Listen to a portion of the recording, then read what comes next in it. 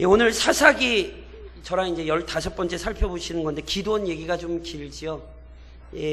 오늘 하고요. 제가 한 번만 더 할 겁니다. 아마 지난 시간에 연이어서 오늘 기도원에 대해서 좀 깊이 오늘 저희가 좀 이해하셔야 되는 건 이것입니다. 앞서 살펴봤던 것처럼요, 하나님께서 기도원을 사사로 세우셔서 미디안의 손에서 이스라엘을 구원하십니다. 하나님이요 정말 놀라운 역사를 일으키셨어요.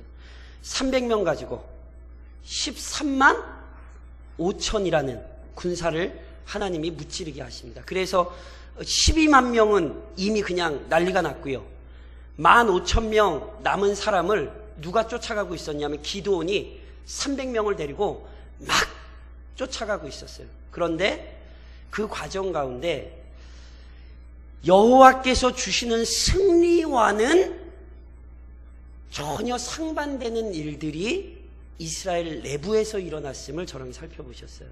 우선은 기드온의 요청에 따라 미디안을 요단 골목에서, 요단 길목에서 처단했던 에브라임이 기드온을 찾아와 불평했죠. 너 어떻게 우리를 이렇게 막대할 수 있어? 전혀 기드온은 그렇지 않았는데. 그래서 지난 시간에 살펴봤던 것처럼 실은 에브라임이 교만했어요. 정말 기드온이 수고를 했는데 기드온의 수고는 깡그리 무시하고 너 왜 우리한테 이럴 수 있어? 항변을 했죠. 그 일만 생긴 게 아니죠. 숫곳과 분우엘 사람들은 기드온이 300명을 데리고 미디안의 군사를 막 쫓아가다 너무너무 힘들었어요. 그래가지고 동족인 같은 이스라엘인 같이 팝니다. 같이 파. 지난 시간에 설명드렸듯이 분우엘과 숫곳은 갓에 속한 사람들이거든요. 그 성읍에 가서 요청했죠. 우리가 너무 힘드니까 우리 먹을 것 좀 줘라.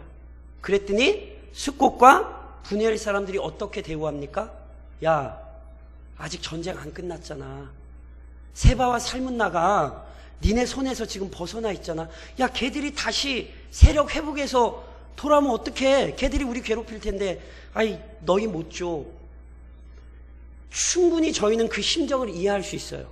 두렵고 떨렸을 거예요. 그런데 그럼에도 불구하고 하나님께서 어찌됐건 기드온을 통하여 일으키시는 역사를 실은 경험하고 있음에도 숫곳과 분우엘은 주저주저 했어요. 하나님의 거룩한 사역에 동참하지 않고 형제의 공고함을 외면하고 나몰라라 했어요. 그런데 기드온이 에브라임 사람들이 시비를 걸었을 때는 참았어요. 지난 시간에 설명드렸죠? 왜 참았다고요? 에브라임은 건드리면 안 돼요. 잘못 건드리면 큰일 나요. 그래서 어찌됐건 좋은 말로 달래서 보내요. 그런데 숫곳과 분우엘은 기드온이, 이게 뭐 그런 표현을 써도 될지 모르겠어요, 굉장한 모멸감을 느꼈던 것 같아요. 그래서 한이 맺히려면 기간이 좀 길어야 되는지 모르겠어요. 그런데 어찌됐건 가슴에 이게 너무 심하게 박혔어요. 그래가지고 악을 품었어요. 니네 내가 세바와 살문나 잡아서 돌아올 때 보자.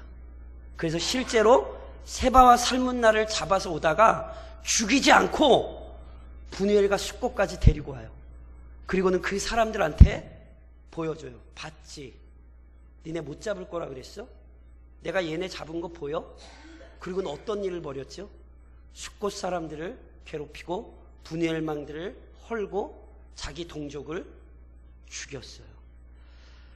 이게 지금 끔찍해요. 왜냐하면 앞선 사사들의 이야기는 하나님께서 사사를 세우시면 그 이민족에게서 구원을 하시고 그리고 사사가 죽을 때까지 그래도 평안했더라. 실은 이렇게 얘기가 끝났잖아요. 그렇죠? 기억이 안 나세요? 다시 처음부터 한번 볼까요? 지금까지 원래 그렇게 끝났잖아요. 그런데 기드온은 이게 결말이 전혀 다른 거예요. 그런데 안타까운 건 이 사건을 이미 누가 경고를 했었다고요? 여호수아가 경고를 했었다고요. 여호수아가 그 사건, 그 여호수아서의 마지막 부분에 이스라엘 백성이 가나안 땅을 누리기 위해 반드시 기억해야 될 아주 중요한 3가지 메시지를 남기며 여호수아가 마무리되었다고 저랑 여호수아를 그렇게 살펴보셨어요. 첫 번째는 도피성. 그것을 통해 어느 누구도 죄를 떠날 수 없다는 사실을 기억시킨 거예요. 두 번째는 요단 동편과 요단 서편 지파의 사건. 그래서 뭘 기억시켰냐면 절대로 형제간에 잘못된 오해를 가지면 안 되고 하나님에 대한 열심으로 한마음을 품어야 된다. 이걸 가르쳤어요. 또 하나는 여호수아의 마지막 설교 23장과 24장에 걸쳐 한 번은 지도자들을 모아놓고 한 번은 온 백성을 모아놓고 설교하며 너희는 언약 백성이다. 절대로 언약을 떠나면 안 된다. 이 경고를 줬어요. 그런데 말씀드렸죠? 사사기에 들어와서 그게 다 무너졌어요.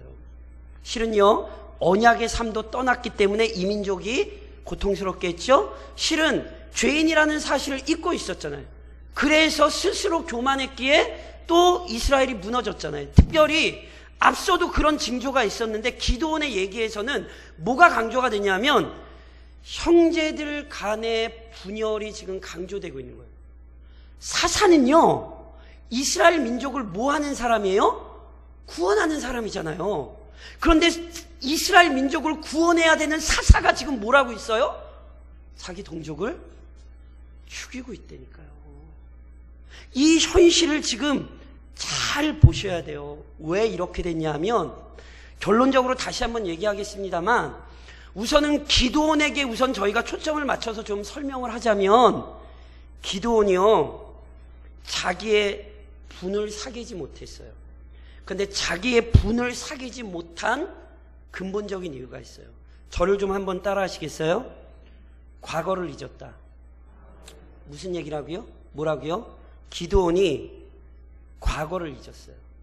우선 오늘 저랑 읽진 않으셨지만 오늘 살펴보는 본문에도 실은 기드온의 부정적인 모습이 등장을 하거든요. 그게 뭐냐면 18절로 19절을 한번 같이 읽어보시겠어요? 18절로 19절에 보면 이제 세바와 살므나 잡았잖아요. 근데 그 사람들 죽이기 전에 기드온이 왜 이 사람들을 이렇게 목숨을 걸고 쫓아갔는지 그 이유가 나와요. 놀랍게 그 이유가 뭐였냐면 18절로 19절을 읽겠습니다. 같이 읽겠습니다. 이에 그가 세바와 살문나에게 말하되 너희가 다볼에서 죽인 자들은 어떠한 사람들이더냐 하니 대답하되 그들이 너와 같아서 하나같이 왕자들의 모습 같더라 하니라. 그가 이르되 그들은 내 형제들이며 내 어머니의 아들들이니라. 여호와께서 살아 계심을 두고 맹세하노니 너희가 만일 그들을 살렸더라면 나도 너희를 죽이지 아니하였으리라 하고. 자, 저를 보세요. 자, 저랑 이제 사사기를 계속 살펴보시면서 분명히 사사기가 뭘 보여줬냐면 이스라엘 백성이 하나님 앞에 범죄해서 하나님이 이스라엘을 이렇게 징계하실 때 하나님이 징계만 하시지 않고 징계를 통하여 이스라엘을 이렇게 돌이키시는 거잖아요. 그렇죠? 그래서 이스라엘 백성들이 징계받을 때 어떻게 했죠? 하나님 잘못했어요. 용서해 주세요. 하나님 우리가 하나님의 말씀을 떠났어요. 이렇게 회개할 때 하나님이 어떻게 하셨어요? 사사를 세우셨잖아요. 그렇죠? 그래서 사사를 세워서 이민족에게서 이방 민족에게서 이스라엘을 구원하셨잖아요. 그래서 결국은 누구의 영광이 드러나는 거냐면 하나님의 영광이 드러나는 거예요. 그렇죠? 그러니까 사사는 실은 왜 부름을 받는 거냐면 개인적인 영광이나 개인적인 목적을 위해 부름을 받는 게 아니에요. 사사는 하나님의 영광을 위해 부름받는 거예요. 맞죠? 그래서 때로 에훗은 한쪽 손이 병신이었어요. 그래도 하나님이 사용하셔서 하나님의 영광이 나타내셨고, 드보라는 여자임에도 불구하고, 야엘도 여자임에도 불구하고 하나님께서 사용하셔서 영광을 받으신 거예요. 그렇죠? 그래서 그렇게 지금까지 사사기가 진행이 되어 왔는데 보세요. 기드온이 세바와 살문나를 잡아요. 그래서 그들을 죽이기 전에 물어요. 뭘 묻죠? 너희가 다볼에서 죽인 자들은 어떠한 사람들이다. 이 사건이 정확히 어떤 사건인지 모르겠어요. 근데 앞서 저랑 살펴보셨잖아요. 7년 동안 미디안이 이스라엘을 아주 혹독하게 괴롭혔어요. 그래서 이스라엘 사람들이 심지어 자기 땅덩어리 내비두고 산에 들어가서 숨어야 될 정도로. 아마 그때 미디안이 이스라엘을 혹독하게 괴롭히던 그때 누가 미디안의 손에 의해 죽임을 당한 거냐면 기드온의 형제들이 죽임을 당한 거예요. 기드온이 뭘 하고 있었어요? 개인적인 원한을 아주 강렬하게 품고 있었어요. 그래서 그 개인적인 원한을 드러내고 있는 거예요. 지금 잘 기억하셔야 돼요. 하나님의 영광이 드러나는 것으로 이 사건이 지금 마무리가 되지 않고 기드온이 지금 뭐 하고 있다고요? 개인적인 원한을 풀고 있어요. 이게 뭐와 이어지냐면 지금 숫곳의 사건과 이어지고 있는 거예요. 숫곳 사람들, 분이엘 사람들 왜 죽였어요? 개인적인 원한으로 죽이잖아요. 내가 얘네 못 잡을 거라고 얘기했지. 그러니까 아마 그때 뭐 성경에 정확하게 표현 없지만 아마 굉장히 기드온이 마음이 많이 상했던 것이 분명해요. 그러니까 그래서 놀랍게 이스라엘을 구원해야 될 사사가 개인적인 사사로운 감정에 의하여 이스라엘 백성을 죽이는 거예요. 그걸로만이 아니라니까 지금 세바와 살문나를 죽이는 장면도 결국은 하나님의 영광이 드러나는 사건이 되지 않고 누구의 원한을 풀고 있다고요? 기드온의 원한을 푸는 사건으로 지금 진행이 되고 있는 거예요. 이걸 주의해서 보셔야 돼요. 그리고 이렇게 하나님의 영광을 위한 싸움이 왜곡된 것이 결국은 어디에 근거하는지를 본문이 아주 중요한 단서를 보여준다니까요. 20절로 21절 보시겠어요? 20절로 21절. 오늘 본문 20절로 21절 같이 읽겠습니다. 그의 맏아들 여델에게 이르되 일어나 그들을 죽이라 하였으나 그 소년이 그의 칼을 빼지 못하였으니 이는 아직 어려서 두려워함이더라. 세바와 살문나가 이르되 내가 일어나 우리를 치라. 사람이 어떠하면 그의 힘도 그러하니라 하니 기드온이 일어나 세바와 살문나를 죽이고 그들의 낙타 목에 있던 초승달 장식들을 떼어서 가지니라. 자, 기드온이 세바와 살문나를 죽이기 전에 물어요. 니네 예전에 다볼에서 죽인 사람들 어떤 사람들이야? 기드온 알아요. 그러니까 몰라서 묻는 게 아니에요. 자기가 지금 그들에 대해 어떤 감정을 가지고 있는지를 분명히 드러내는 거예요. 그러니까 그 사람들이 얘기하죠. 다 대단한 사람들이었다.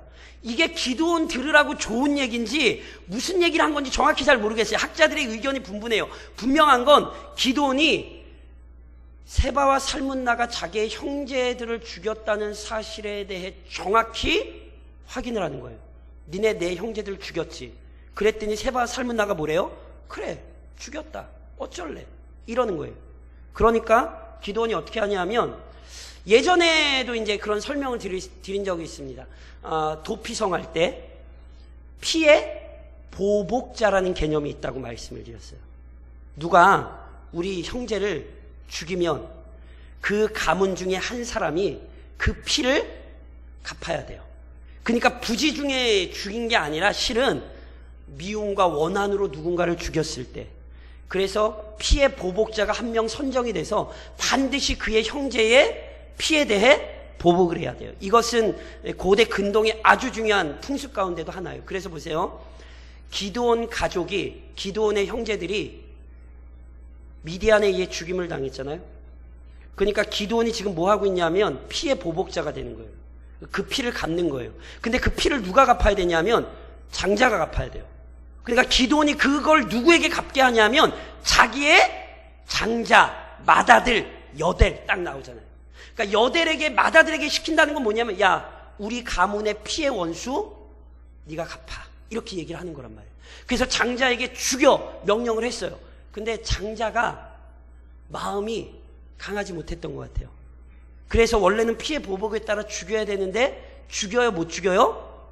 못 죽여요. 그랬더니 세바와 살문나가 입이 아직 살았어요. 뭐라고 얘기하냐면, 내가 일어나 우리를 치라. 사람이 어떠하면 그의 힘도 그러하니라. 이게 무슨 말인지 지금 이해하시겠어요? 비꼬는 거예요. 야, 네 아들 저래가지고 어디 사람이 쓸모 있겠냐? 근데 저 아들 보니까 딱 너 같은데? 기드온이 화가 났어요. 왜 화가 났게요? 야, 쟤 참 미련하고 어리석은 거 보니까 꼭 너 닮았네? 이거에 기드온이 화가 났어요. 왜 화가 났게요? 그게 진짜게요, 사실이게요? 아, 무슨 얘기인지 이해 못 하시겠어요? 지금 기드온을 비꼰 거거든요? 야, 네 아들 용기 없는 거 보니까 너랑 똑같네. 비꼬는 거예요. 그것 때문에 화가 났다니까요? 기드온이 왜 화가 났게요? 사실이에요. 여델의 모습이 불과 얼마 전 누구의 모습이에요? 기드온의 모습이잖아요. 여호와의 사자가 기드온을 찾아왔을 때 기드온이 뭐 하고 있었어요? 숨어서 타작하고 있었잖아요. 와가지고 전쟁 나가라 그랬더니 뭐래요? 난 그런 거 못해요. 나 하고 싶지도 않아요. 설득을 기껏 시켜놔도 계속 뭐예요? 하나님, 내가 이 싸움 해요 말아요? 나팔불구는 군사 모아놓고 하나님 나갈까요 말까요? 그리고 양털 놓고 하나님 시험했다니까요. 그러니까 지금 여델의 모습이 꼭 누구를 닮아있냐 하면 불과 얼마 전에 기드온의 모습을 닮아있는 거예요. 만일 세바와 살문나의 얘기가 틀린 얘기였다면 열 안 받아요. 근데 그 얘기가 맞아요. 자기도 알아요. 그래서 욱하는 거예요. 그래서 어떻게 해요? 기드온이 나서서 이들을 죽여요. 이거를 단순히 강한 용사가 된 걸로 생각을 하시면 안 돼요.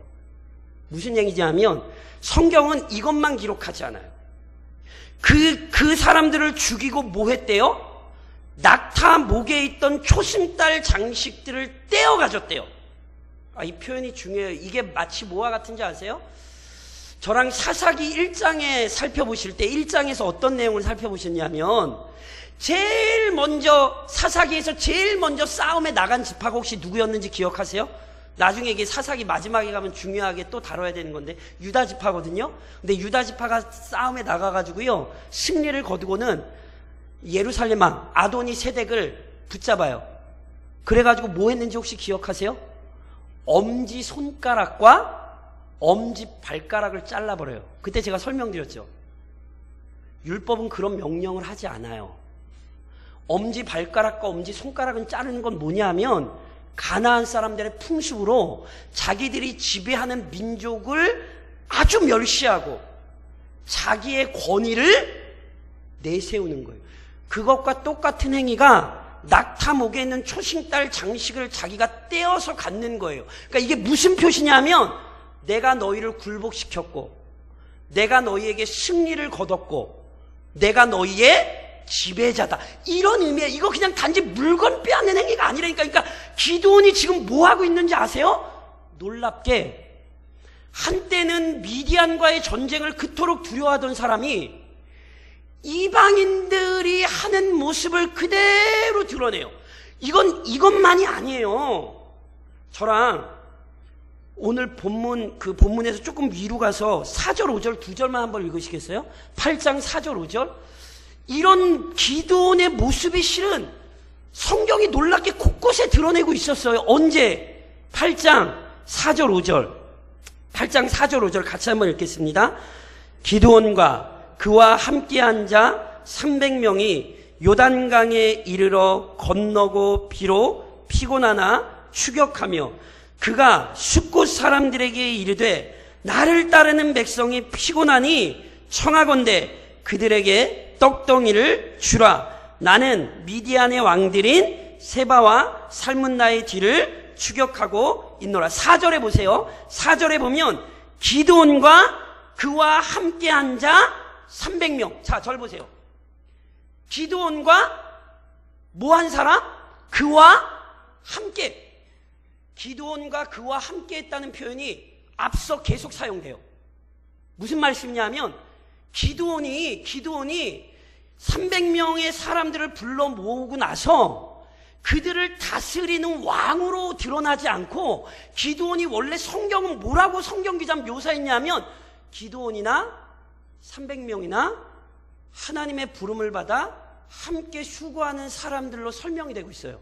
그런데 놀랍게 5절에는 기드온이 성경은 함께한 사람들이라고 표현을 했는데 기드온의 입에서는 그 사람들을 뭐라고 부르냐면 5절에 그가 숫곳 사람들에게 이르되 나를 따르는 백성. 자, 절 보세요. 절. 이건 한국말로는 설명이 안 돼요. 우리말에 보면 그와 함께한 사람들, 그를 따르는 사람들, 그냥 그런 표현 같아요. 히브리어로는 안 그래요. 히브리어로는 앞선 4절이나 그 앞서 표현들은 다 뭐냐면 기드온과 300명이 함께 싸움을 하는 사람들이에요.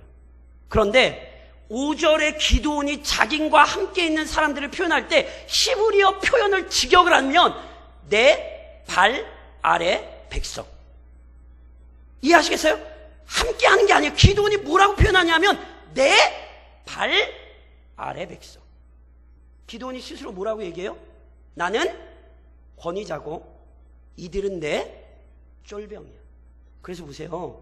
이 사람들이 피곤한데도 기드온이 구태여 이 사람들을 막 억지로 끌고 가는 거예요. 그래서 억지로 끌고 가서 결국은 뭐해요? 자기의 원한을 풀어요. 이게 지금 성경이 기록하는 방식이에요. 그래서 아세요? 다음번에 이제 기드온 마지막으로 한 번만 더 보실 텐데 사람들이 이걸 알아요. 그래서 정말 놀라운 사실은 앞서 어떤 사사도 그 사사의 어떤 사역이 끝나고 나서 어느 누구도 그 사사에게 왕직을 제안하지 않아요. 근데 기드온은 이 사건이 끝나고 나서 이스라엘 사람들이 기드온에게 뭘 요청하는지 아세요? 그냥 왕하지. 무슨 얘기인지 아세요? 이스라엘이 기드온이 하는 모습을 보고 왕을 하고자 하는 욕망이 있음을 봤어요. 물론 기드온이 그걸 거절합니다. 그런데 그걸 거절하고 깔끔하게 끝낸 게 아니에요. 실제로 그의 아들 중 하나가 왕이 돼요. 그러니까 이게 굉장히 지금 무서운 사건이에요. 놀랍게 하나님의 영광을 위하여 부름받았던 사람인데 어느 순간 하나님의 영광이 아니라 자기의 원한을 풀고 있고 이스라엘을 살려야 할 사람이 이스라엘을 죽이고 있고 이스라엘을 옳은 길로 인도해야 될 사람이 이스라엘을 악한 길로 인도해요. 다음 시간에 살펴볼 거예요. 기드온이 에봇을 만들어서 그것 때문에 이스라엘 백성이 우상 숭배에 빠져요. 그러니까 보세요. 이게 지금 굉장히 심각한 사건이에요. 하나님께서 세우신 사사가 하나님의 뜻과는 지금 다르게 가고 있는 걸 성경이 보여주는 거예요. 그런데 그랬던 이유가 어디에 있다고요? 아까 말씀드렸죠? 뭐를 했다고요? 기억 안 나세요? 저를 다시 한번. 과거를 뭐 했다? 그렇죠. 언제 기드온이 왕이고 300명이 자기 발 아래에 있는 사람들이었어요. 그렇지 않습니까? 언제 기드온이 자기의 욕망을 풀기 위해 부름을 받았어요. 기드온이 처음 부를 때만 해도 죄송하지만 기드온 겁장이었습니다. 이러면 기드온을 너무 막 욕하는 것 같은데 다음 시간에 제가 기드온의 믿음의 역사도 얘기할 거예요. 절대로 우리는 기드온을 욕하는 게 아니에요. 성경이 보여주는 걸 잘 봐야 돼요. 왜냐하면 성경이 실제로 그렇게 보여주니까. 그런데 자기 아들에게서 자기의 이전 모습이 드러나고 그것을 다른 사람이 찝어내자 뭐해요? 그 분을 감추지 못해요. 죽여버려요. 순식간에. 왜요? 자기의 과거를 잊었어요. 자기가 얼마나 연약했는지, 그리고 자기가 왜 부름을 받았는지, 자기가 무엇을 해야 되는지. 보세요. 하나님께서는 기드온을 처음 찾아오실 때 분명히 뭐라고 말씀하셨냐면 큰 용사여 여호와께서 너와 함께 계시도다. 제가 그 몇 번 설명드렸죠. 우리말은 어순이 달라요. 그래서 이게 의미가 정확히 전달이 안 돼요. 원문으로 보면 거꾸로 해석하셔야 돼요. 원문은 그렇게 돼 있어요. 여호와께서 함께 계시니 너는 큰 용사가 되라. 그러니까 네가 큰 용사 이게 아니라 여호와께서 함께 계시면 너는 큰 용사로서 나타날 수 있다. 이렇게 말씀하신 거예요. 그러니까 이 기드온은 그 사실을 기억했어야 돼요. 미디안 사람들이 무서워서 그러고 있던 사람이지만 여호와께서 함께 하시니, 여호와께서 능력을 주시니 그가 강한 용사도 될 수 있고 이스라엘 백성을 이끌고 미디안을 물리칠 수도 있고, 이 모든 게 다 뭐로부터 온 거예요? 여호와의 은혜로부터 온 거잖아요. 근데 오늘 본문에서 기드온이 뭐 하고 있던 거예요? 그걸 있는 모습을 보여주는 거예요. 일부 학자들은요, 어떤 학자들은 미디안을 칠 때에, 300명이 미디안을 칠 때에 외쳤던 구호에서도 이유를 찾습니다. 뭐라고 외쳤는지 기억하세요? 항아리 깨트리고 횃불 들고 막 나팔 뿌뿌 막 하고 막 이렇게 소리 지르면서 뭐라고 외쳤는지 기억하세요? 여호와와 기드온의 칼이요. 그 말도 히브리어로 정확히 번역하면 칼이요, 여호와를 위하고, 딱 여기까지만 했다는 거예요. 그 다음에 한마디가 덧붙였다는 거예요. 어떻게? 기드온을 위하라. 거기에 이미 기드온의 생각이 들어가 있다는 거예요. 원래 기드온은 철저히 누굴 위해서 부름받았어요? 하나님을 위해서 부름받았어요. 그러니까 뭐라고만 외쳤으면 됐어요. 칼이요, 여호와를 위하라. 이렇게만 외쳤으면 되는데 여호와를 위하고 누구를 위하라? 기드온을 위하라. 이미 사람들이 기드온의 말과 기드온의 행동에서 기드온이 예전 모습은 있고 스스로 왕이 되고자 하는 욕망을 품고 있다는 사실을 드러냈다는 거예요. 그래서 다시 한번 말씀드리지만 실제로 사람들이 요청을 하고 거부한 것 같지만 거부한 게 아니기에 그의 아들 중에 왕이 되겠다고 나온 사람이 뒤에 이야기에 나오는 거예요. 그러면서 실은요, 오늘 기드온만이 아니에요. 오늘 우리가 한 해를 마치는 마지막 수요기도회 아닙니까?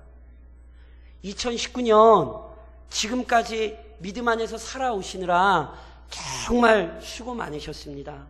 그런데 마지막 수요기도회를 드리는 이 시간에 우리 모두가 기억해야 될 게 있어요. 우리는 절대로 과거를 잊으면 안 돼요. 제가 저희 집에 그런 거 아시는지 모르겠어요. 인터넷에 사진을 이렇게 보내가지고요, 앨범을 만들 수 있어요. 그래서 저희가 매년 연말쯤 되면요, 저희 아내가 한 해 동안 찍은 사진을 좀 이렇게 모아가지고요, 거기 보내가지고 작은 앨범을 만들거든요. 그래서 어제 그제도 저희 아내가 연말 되니까 그 사진 그거 한다고 집에서 뭐 그 작업을 하고 있더라고요. 그러면서 이제 옛날 그 앨범 만들어 놓은 걸 이렇게 꺼내놨어요. 꺼내놨고 이렇게 했는데 그걸 제가 보다 보니까 문득 이 생각이 났어요. 무슨 말씀이냐면 저희 큰딸이 4개월 때 영양실조였습니다. 저는 그때 너무 충격이었어요. 그러니까 애가 왜 그렇게 안 먹었는지 모르겠어요. 지금은 영양실조는 아닙니다. 그러니까 4개월 때 영양실조였어요. 소아과에서 얘 영양실조라고. 그래서 뭐 저희 난리 났어요. 그런데 그게 알게 모르게 제 마음에 아주 굉장히 좀 크게 이렇게 뭐라 그럴까요? 기억이 됐었던 것 같아요. 그걸 제가 어떻게 알았냐 하면 둘째 딸은 영양실조는커녕 얘는 보이기만 하면 먹어댔어요. 그런데요, 진짜 재밌는 건 그래서 얘가 살이 되게 쪘었거든요. 그런데 저는 그걸 몰랐어요. 왜냐하면 첫째가 너무 말라서 얘가 어떻게 해서든지 많이 먹고 이게 쪄야 된다는 제 나름대로 아마 강박관념인지 뭔지 얘가 그렇게 쪘는데도 그걸 몰랐어요. 그래서 싫어요. 제가 교회에서 제 부목사 때니까 교인들이 우리 둘째를 막 보잖아요. 그러면 아유 애가 어떻게 막 이렇게 퉁퉁해요 막 이러잖아요. 그럼 저는 진심으로 뭐라고 얘기했냐면 아유 무슨 얘기 하시냐고, 애가 반쪽이 됐는데. 아니 근데 저는 그때 농담으로 한 게 아니라 근데 진짜 진심으로 그렇게 얘기했거든요. 근데 어느 날 저희 둘째의 사진을 보고 제가 너무 깜짝 놀란 거예요. 세상에나 돼지 새끼도 강호 그때 제가 깨달았어요. 사람이요, 안 보일 때가 있어요. 이게 내 허물과 연약함인데 안 보일 때가 있어요. 남들 눈엔 그게 너무 막 진짜 얼굴이 강호동 욕하는 건 아닙니다. 오해하지. 얼굴이 애가 강호동만 해요. 전 진짜 되게 충격받았어요. 저는 그렇게 쪘는지 몰랐으니까 사진을 보고서야 몇 년 뒤에서 사진을 보고, 근데 그걸 저는 모르고 무슨 소리 하는 거예요. 애가 반쪽이 됐는데, 저는 그때 진짜 진심으로 얘기한 거거든요. 안 보였던 거예요. 그래서 오늘 우리에게 필요한 게 뭔지 아세요? 우리의 모습이 보이는 은혜가 필요해요. 에브라임도 그랬어요. 교만했어요. 기드온의 수고를 알아주고 인정해주고 기드온이 일으키는 위대한 사역에 동참했다는 사실로, 게다가 하나님께서 그동안 압제하던 이스라엘을 구원했다는 사실로 에브라임도 감격했어야 돼요. 그런데 에브라임도 교만했어요. 그래서 따지러 왔잖아요. 기드온이 좋은 말로 돌려보냈잖아요. 이게 오히려 악이 됐다는 거 아세요? 독이 됐다는 거 아세요? 나중에 에브라임이 똑같은 실수를 또 해요. 누구한테? 입다한테. 그러다가 아주 그냥 혼쭐이 나요. 만일 이때 에브라임도 깨달았다면 아마 똑같은 실수를, 어리석음을 범하지 못했을 거예요. 근데 에브라임이 기드온 말만 듣고는 자기들의 교만이 안 보였어요. 그래서 그냥 돌아가요. 그리고 나중에 또 그렇게 되는 거예요. 숫곳과 분우엘 역시 마찬가지예요. 하나님께서 일으키신 놀라운 역사가 눈에 보였어야 되는데 그때도 그냥 긴가민가 한 거예요. 그냥 괜히 이때 나섰다가 그냥 잘못해가지고 미디안한테 혼쭐 날까봐 겁나고 두려운 마음에 그냥 기드온의 수고와 헌신을 외면해버린 거예요. 하나님의 거룩한 역사에 동참했어야 되는데 그렇지 못한 거죠. 물론 말씀드렸듯이 기드온은 분을 삭히지 못했어요. 아마 그의 컴플렉스 때문에 그가 더 그랬는지 모르겠어요. 제가 저희 딸, 첫째 딸 때문에 둘째 딸이 이렇게 살이 쪘다는 걸 모른 것처럼 기드온이 더 이 컴플렉스가 있어가지고 누군가 자기를 겁장이라고 얘기하고 누군가 자기를 못한다고 얘기하니까 그것 때문에 아마 기드온이 더 욱했는지 모르겠어요.